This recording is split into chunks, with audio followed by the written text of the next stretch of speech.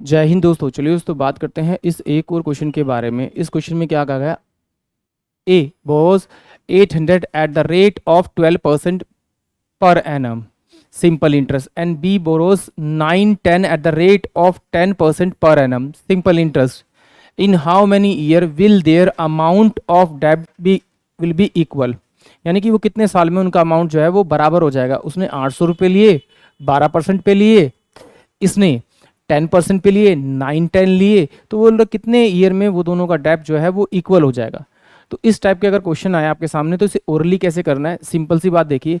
ये मेरे पास में 800 है और ये मेरे पास में क्या है, प्रिंसिपल 910 है। तो आप पहले इन दोनों का डिफरेंस निकाल लीजिए। डिफरेंस निकालेंगे तो 110 आ जाएगा बराबर में।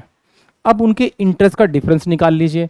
तो इसका मैं डिफरेंस निकालूंगा तो इन दोनों को मल्टीप्लाई करूँगा तो 12/96 यानी कि 96% 96, और मुझे टाइम टी इसके साथ में मल्टीप्लाई करना पड़ेगा क्योंकि पी इंटू में आर इंटू में टी करेंगे। अभी देखेंगे बेसिक से भी। अब यहाँ देखिए 910 दे रखा है, इसको 10 से मल्टीप्लाई करेंगे तो ये माइनस का कितना आ जाएगा, 91 और टी आ जाएगा। तो डिफरेंस करेंगे तो ये 110 इजकल टू में 5t, तो ये 110 अपॉन में 5 इजकल टू में टी आ जाएगा, यानी कि 22 ईयर इसका क्या होगा करेक्ट आंसर। यानी 22 ईयर में क्या होगा, वो आपस में बराबर हो जाएगा। आइए इसे एक बार और चेक करते हैं। देखिए सिंपल सी बात है, मुझे पता है कि भाई मेरे पास क्या प्रिंसिपल 800 रुपीज़ ने पहले दिया हुआ है, ठीक है। रेट ऑफ इंटरेस्ट कितना दिया हुआ है, 12%, 12 बाय में 100 होगा। टाइम पीरियड मुझे नहीं पता, मुझे इक्वल टाइम पीरियड चाहिए, मैंने से टी ले लिया।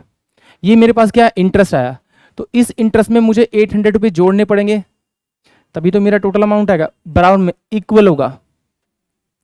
यहां पर कितना 910 दे रखा है, तो 910 तो क्या होगा मेरे पास में आपका प्रिंसिपल अमाउंट होगा प्लस का, इसमें मुझे इसका इंटरेस्ट जोड़ना पड़ेगा। तो 910 इंटू में 10 बाय में 100 इंटू में पीरियड क्या है टाइम टी, क्योंकि मुझे बराबर करना है कितने साल में ये बराबर होंगे दोनों, ठीक है। क्योंकि मुझे पता है कि भाई प्रिंसिपल प्लस का SI इजकल टू क्या होता है मेरे पास में अमाउंट के बराबर होता है, यानी कि मूलधन साधारण ब्याज और कुल अमाउंट के बराबर होगा, मिश्रधन के बराबर होगा। तो यहां से देखिए सिंपल सा क्या किया मैंने भी, इसको मैंने इधर भेज दिया, तो ये कितना होगा मेरे पास में 110। ये 800 जब इधर जाएगा तो माइनस का हो जाएगा, तो 910 में से माइनस करेंगे तो यहाँ मेरे पास कितना बचेगा 110। ये मेरे पास में 110 आ गया बराबर में।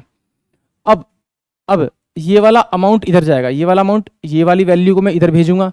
तो यहाँ पर देखिए इस 2 जीरो से 2 जीरो कटा, यहाँ पर इन 2 जीरो से 2 जीरो कटा, तो यहाँ पे कितना बचा 91t, और यहाँ पे 12/96 96t। तो ये 96t मेरे पास ये था, और इन दोनों को मैंने मल्टीप्लाई किया माइनस का, तो 91 और t मेरे पास ये होगा। यहाँ से डिफरेंस करूँगा तो मेरे पास 5t आएगा जो बराबर होगा मेरा 110 के बराबर। तो इसको मैं डिवाइड करूँगा तो मेरे पास कितना आएगा 22 ईयर आएगा। यानी कि ऑप्शन जो सी होगा वो इस क्वेश्चन के लिए करेक्ट होगा। यानी कि एक बात मैं आप लोगों से कहना चाहूँगा कि इस टाइप तो आपको भी खुद कम करने पड़ेंगे। जब आप क्वेश्चन को सॉल्व करेंगे तो धीरे धीरे आपको पता लगने लग जाएगा कि हम क्वेश्चन को और कितना छोटा कर सकते हैं। आई होप आप सभी को क्वेश्चन समझ में आया होगा। जय हिंद, जय भारत।